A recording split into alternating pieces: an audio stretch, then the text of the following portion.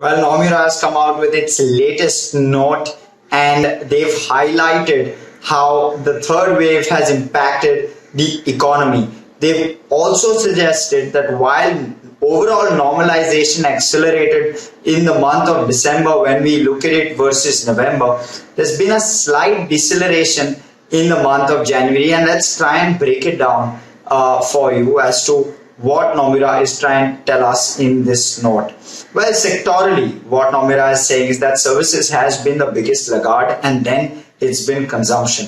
Services is currently at 80.3%, or rather for the month of December was at 80.3% of pre-pandemic levels, which is 24% below the pre-pandemic level point. When we look at it in January, that has further come down and it is at 76.3% of pre-pandemic levels. That's a sharp decline that we have seen, or rather the services sector has seen in India. Further, consumption too is 16% below pre-pandemic levels. In terms of auto sales and trying to judge or extrapolate how the overall population is doing based on that, well, car sales improved, but that was largely due to the chip shortage issue and less to do with consumption as a theme.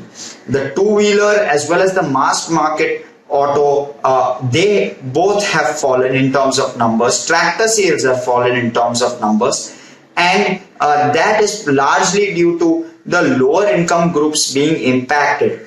And that's what is the trend that Nomura seems to be extrapolating from this entire thing. Further, what they are saying is that industrial investment is flattening. Capital and infrastructure and construction saw production fall in December as well.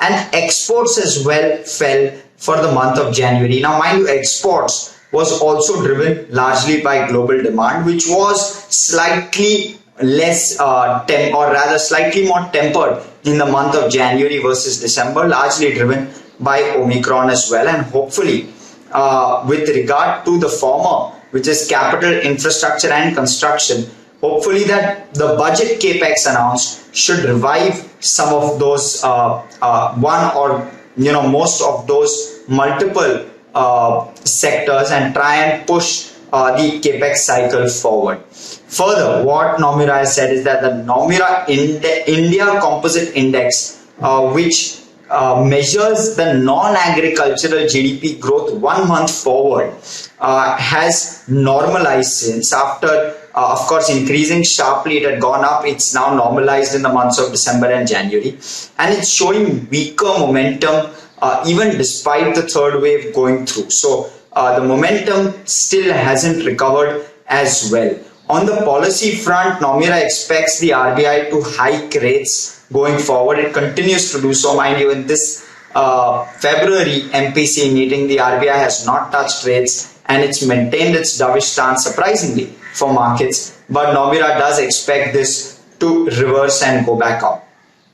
With regard to the third wave, well, overall, Nomura believes that the aggregate supply indicators have remained unscathed, while the aggregate demand indicators have been impacted marginally. So the third wave is muted and restricted to contact intensive sectors is what Nomura says, and largely it's been the slight pinch of demand that has been the problem. Growth, of course, at the end of January bottomed out and is set to rebound starting February. That's not really happened yet is what Nomura is indicating, but it's expected to happen.